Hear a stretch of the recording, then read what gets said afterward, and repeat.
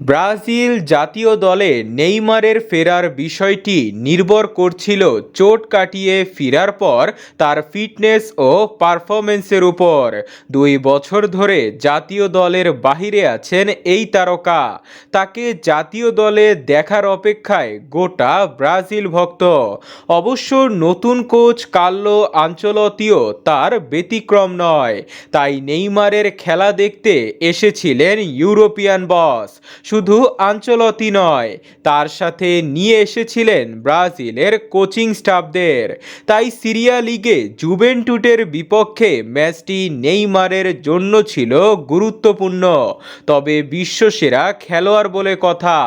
আবারও প্রমাণ করলেন তিনি যখন ফর্মে থাকেন তখন কোনো কিছুই তাকে আটকাতে পারে না। আনচেলত্তির সামনে করলেন জোড়া গোল, আর এই জোড়া গোলেই নিশ্চিত হলো নেইমারের জাতীয় দলে ফেরার গুঞ্জন। এখন আর জাতীয় দলে ফিরতে তার কোনো বাধা নেই।